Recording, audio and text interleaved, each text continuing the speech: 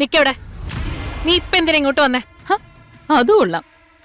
നീയും നിന്റെ വീട്ടുകാരും കൂടി ഏതോ ഒരു വിഗ്രഹം മോഷ്ടിച്ചോണ്ടുവന്ന് ഇവിടെ വെച്ചിരിക്കുന്നു ഒരു റിപ്പോർട്ട് കിട്ടി. പൂർണിമയ്ക്ക് കൊടുക്കാൻ പറ്റുന്ന ഏറ്റവും വലിയ ശിക്ഷ തന്നെയായിരിക്കും അത്. മനസ്സിലായി. നീ ഇപ്പൊ ഇത് വിളിച്ചു പറഞ്ഞതുകൊണ്ട് നമുക്ക് പൂർണിമയെ നാട്ടുകാരുടെ മുന്നിൽ നാണം കെടുത്താം. അവളുടെ അഹങ്കാരം തീർക്കാൻ ഇതിലും നല്ലൊരു അവസരം ഇനി നമുക്ക് കിട്ടില്ല. അഷിത് ധൈര്യമായിട്ടിരുന്നോ.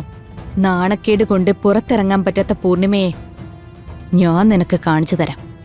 എനിക്കും അത് തന്നെയാ വേണ്ടത്. പല തവണ പല രീതിയിൽ അവരെന്നെ അപമാനിച്ചു. എല്ലാത്തിനും കൂടിയുള്ള ശിക്ഷ ആ സ്ത്രീ ഒരുമിച്ച് അനുഭവിക്കണം. അത് ഞാൻ ഏറ്റു.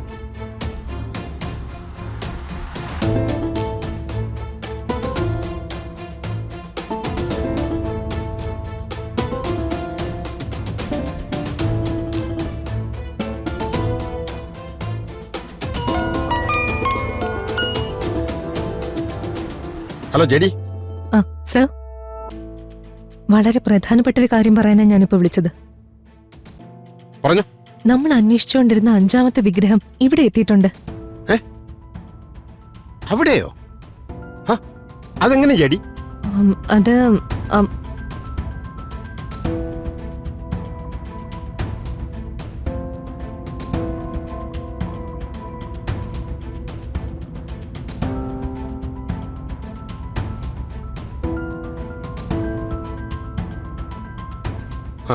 നമ്മൾ ഒരിക്കലും പ്രതീക്ഷിക്കാതെ വിഗ്രഹം ഇവിടെ എത്തിയത്.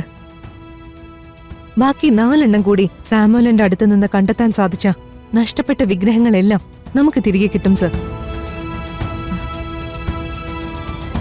ജെഡി, സാമുവലിന്റെ നീക്കങ്ങള് വളരെ ക്ലോസ് ആയി തന്നെ വാച്ച് ചെയ്യുന്നുണ്ട്. അയാൾ വിഗ്രഹങ്ങൾ എടുക്കുകയോ എവിടേക്കെങ്കിലും മാറ്റാൻ ശ്രമിക്കുകയോ ചെയ്താൽ അപ്പോൾ തന്നെ അയാളെ അറസ്റ്റ് ചെയ്തിരിക്കും.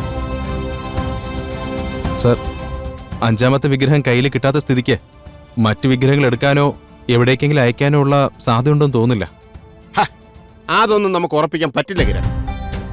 സേഫ് കിട്ടിയത് അയക്കാൻ താമസിക്കുന്നത് റിസ്ക് ആണെന്ന് അവർക്ക് തോന്നിയാൽ അവരത് ഉടനെ തന്നെ ഷിപ്പ് ചെയ്യാൻ സാധ്യതയുണ്ട്. സാറ് പറയുന്നതിലും കാര്യമുണ്ട്. പക്ഷേ അവരെങ്ങനെ ഷിപ്പ് ചെയ്യാൻ ശ്രമിച്ചാലും അത് നമ്മൾ ചിന്തിക്കുന്ന രീതിയിലൊന്നും ആവില്ല. കാരണം നമ്മൾ അവരുടെ പിന്നാലെ ഉണ്ടെന്ന് അവർക്കറിയാം. അതുകൊണ്ട് കപ്പൽ പുറപ്പെട്ടതിനു ശേഷം ചെറിയ ബോട്ടിലോ മറ്റോ വിഗ്രഹങ്ങൾ പുറംകടലിൽ എത്തിച്ച് ഷിപ്പിൽ കയറ്റിയാൽ നമുക്കൊന്നും ചെയ്യാൻ പറ്റില്ല. ജെഡി പറഞ്ഞതും ഒരു വലിയ സാധ്യതയാണ്. ആ വഴിക്കുള്ള നീക്കങ്ങൾ നടക്കാതിരിക്കാൻ വേണ്ടി നമുക്ക് ആവശ്യമായ മുൻകരുതലുകൾ എടുക്കാം. Okay sir. അല്ല ജെഡി, അപ്പൊ അവിടെ കിട്ടിയിരിക്കുന്ന വിഗ്രഹം എന്ത് ചെയ്യാനാണ് പ്ലാൻ? തൽക്കാലം ആ വിഗ്രഹം നമുക്കൊരു ബെയ്റ്റായി യൂസ് ചെയ്യാം. മെയിനോണിലേക്ക് എത്താൻ സാധിക്കുന്ന ഒരു നീക്കം പൃഥ്വിയിൽ നിന്നുണ്ടാകാൻ സാധ്യതയുണ്ട്. ഓക്കെ ജെഡി, നമുക്ക് നോക്കാം. എന്തായാലും ഇത്തവണ നമ്മുടെ വലയിൽ അയാൾ വീഴുവെന്ന് തന്നെ പ്രതീക്ഷിക്കാം. Okay sir. പിന്നെ അവരുടെ ഭാഗത്തു നിന്ന് എന്തെങ്കിലും നീക്കം ഉണ്ടായാൽ ഉടനെ തന്നെ എന്നെ അത് അപ്ഡേറ്റ് ചെയ്തിരിക്കണം. Okay sir. Okay JD, by.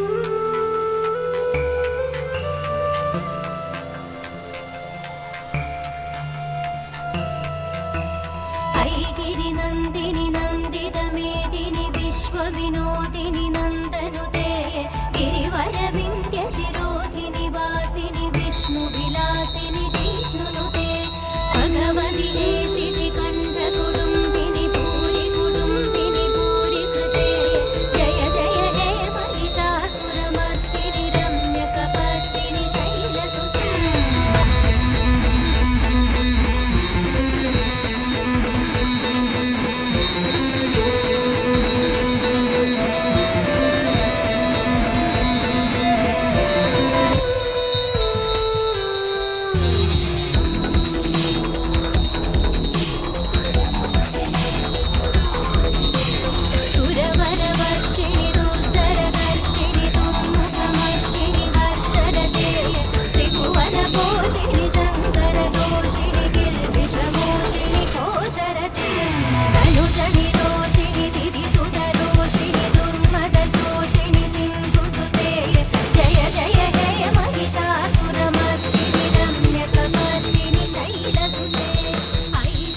Purnima ദേ പുറത്ത് കുറച്ച് പേര് വന്ന് നിൽക്കുന്നു. പ്രിയവാസിനി ഹാസരത്തെ നിക്കവിടെ. നീ ഇപ്പൊ എന്തിനാ ഇങ്ങോട്ട് വന്നേ? ഹ, അതും കൊള്ളാം. നീയും നിന്റെ വീട്ടുകാരും കൂടി ഏതോ ഒരു വിഗ്രഹം മോഷ്ടിച്ചോണ്ടെന്ന് ഇവിടെ വെച്ചിരിക്കുന്നു ഒരു റിപ്പോർട്ട് കിട്ടി. അത് നമുക്ക് നാട്ടുകാരെ കൂടി അറിയിക്കണമല്ലോ. അതിനാ ഞങ്ങൾ എല്ലാരും കൂടി വന്നത്. മോഷ്ടിച്ചോണ്ട് വന്നെന്നോ? ദേ അനാവശ്യം പറയരുത്. അനാവശ്യങ്ങൾ പറയുന്നതും ചെയ്യുന്നതും ഞാനല്ല, നീയും നിന്റെ വീട്ടുകാരുമാ. താരാ, ദേ സൂക്ഷിച്ച് സംസാരിക്കണം. സൂക്ഷിക്കേണ്ടത് നിങ്ങളാ. എവിടുന്നോ വിഗ്രഹം കൊണ്ടുവന്ന് വീട്ടിൽ വെച്ചിരിക്കുന്നു. നിങ്ങൾ ഇത് കണ്ട് പേടിക്കൊന്നും വേണ്ട. വാ. ശ്ശേ. നിക്ക്. താരാ, നിക്കവിടെ. ഹ, അപ്പൊ ഇതാണ് നിനക്ക് കിട്ടിയ വിഗ്രഹം അല്ലേ?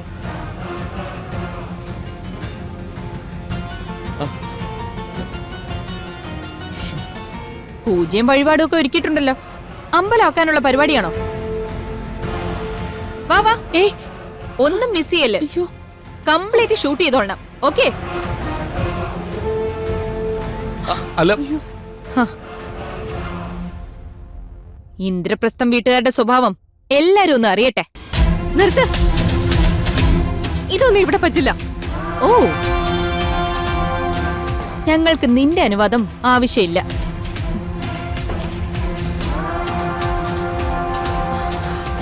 അല്ലെങ്കിൽ പറ, ഏതാ ഈ വിഗ്രഹം? ആകാശത്തുനിന്ന് പൊട്ടി വീണതാണോ? ഇത് ഈ വീട്ടിലെ കുടുംബക്ഷേത്രത്തിലെ വിഗ്രഹം.